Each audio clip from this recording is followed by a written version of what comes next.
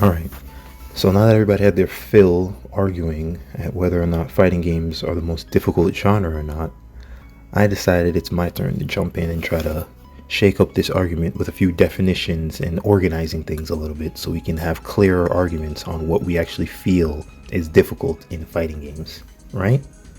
Like, the fighting game community as we know it is very splintered, right? We have the Smash community, and the fighting game community as in Street Fighter aren't the same. Then we have anime fighting games in Street Fighter. That's not the same. We're splintered. People who play anime fighters may not respect Street Fighter players, or vice versa. Street Fighter players may say anime players aren't as good. We have 3D fighters. Most people who play Tekken aren't playing Street Fighter. Most people playing Street Fighter aren't playing Tekken. Most people playing Tekken and Tekken aren't playing Mortal Kombat. So there's a lot of splintering in the fighting game community. So because of that, I feel a lot of difficulty is going to inherently be different in each game. Because of that, we should really start by defining what we think difficulty means. Merriam-Webster's dictionary describes difficult as hard to do, make, or carry out, hard to deal with, manage, or overcome, hard to understand. So now that we have that, let's look at the tweet that came up after the SK parry situation. After the SK parry situation, JM Crops made a tweet saying, "Reminder that the notion that fighting games are uniquely difficult in a way that other genres don't compare to is BS." I'll get this caveat out of the way.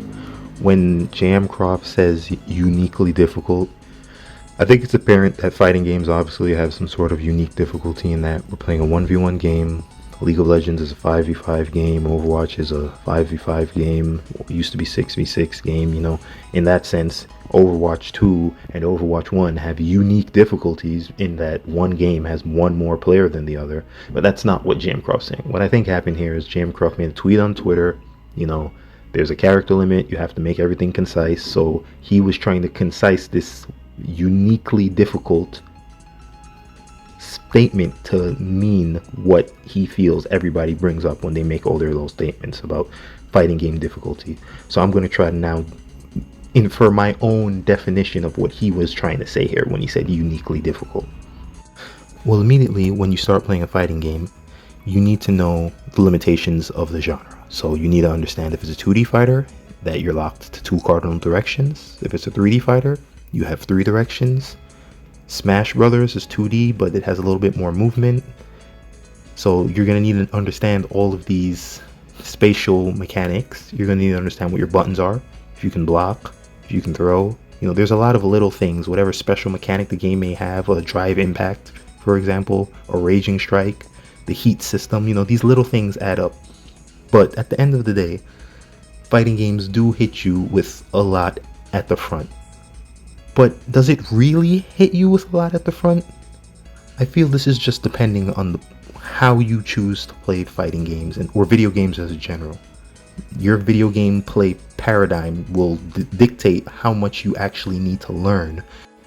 For example, if you play a game like Minecraft has so many mechanics that you can interact with, especially over the years since I haven't been playing Minecraft through all these updates. There are dozens of new mechanics that have been implemented. Redstone, making circuits with redstone. You can make a computer in Minecraft, but you don't have to learn that in order to play Minecraft. Most people would play Minecraft by just building some blocks, make a little home, cook some food, and make a house by the lake. And that's it. Never farm, never make redstone circuits, never do anything else. That's all. I've never enchanted armor a day in my life playing Minecraft, and nobody can tell me I don't know how to play Minecraft.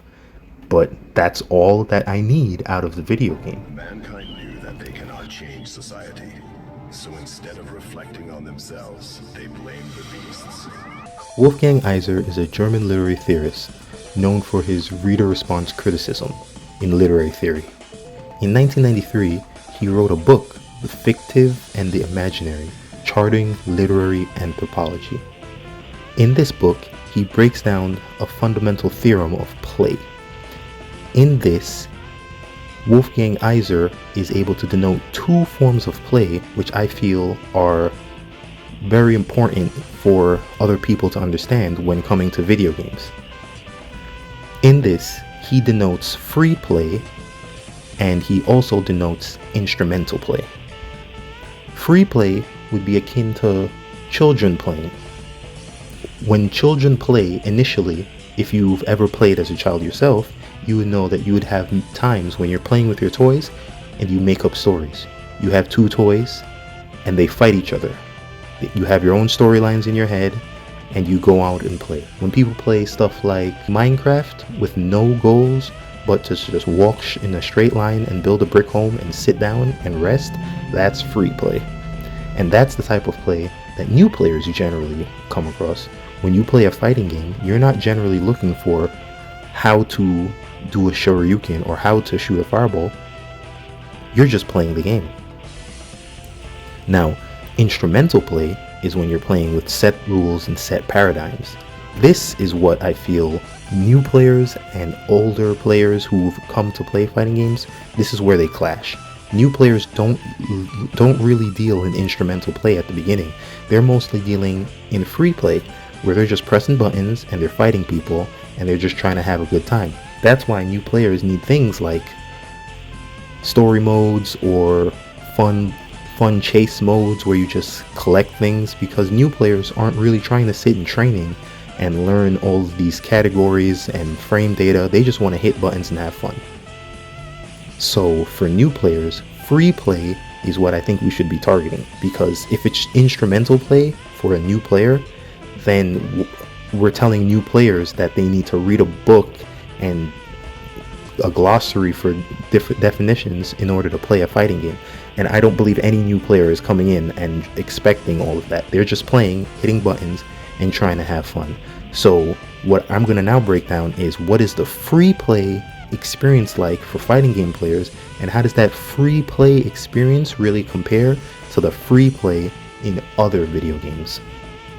Now, in order to get my opinion on what players find to be difficult about fighting games and this new free play perspective, I'm going to look at this Reddit post, what is difficult about learning fighting games. In this post, you have a lot of people talking about the difficulty of fighting games and what they find shows that fighting games are really difficult. And I find that this post here is a real good example of what I mean about how older players who have branched off from free play into instrumental play see things differently from how new players see things, and why they create this difficulty that's really not necessarily there for new players in free play.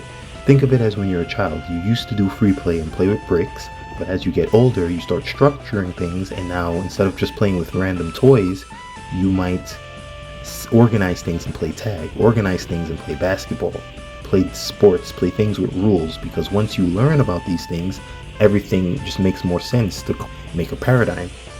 So here we have this poster where he says that the difference between fighting games and other genres is that you can enter different genres casually and get good casual experience, and then naturally gain experience by having fun and use that to improve yourself. Now, I agree that other games you can do that. You can play Call of Duty casually and then improve your skills, but I don't understand why he feels you can't do that in a fighting game.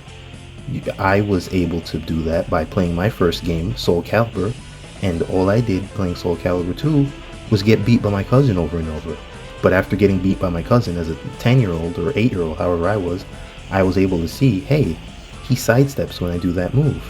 Let me sidestep when he does a vertical move. Maybe I'm able to grab him here.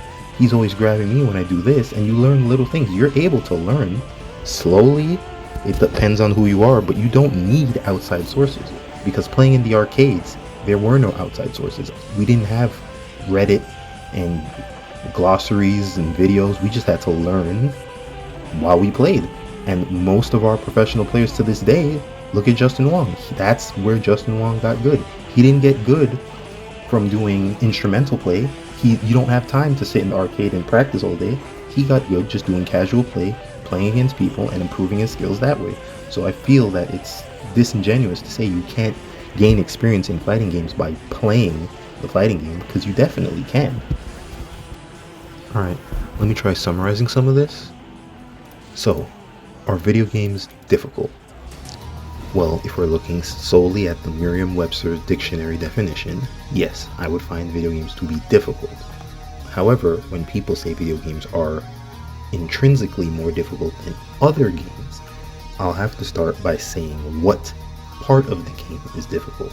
I feel when people are talking about what part of the game is difficult, they're referring to the difficulty that new players undergo, not the difficulty that professional or higher tier players go through. In that, newer players have a lot of things that they have to learn in order to level up from free play to instrumental play, where they're actually playing the game.